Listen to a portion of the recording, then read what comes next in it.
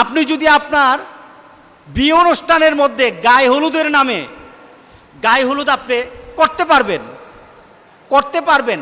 এটা পারিবারিকভাবে বসে আপনারা মেয়েটাকে সাজালেন, ছেলে তার পরিবারকে সাজাবে।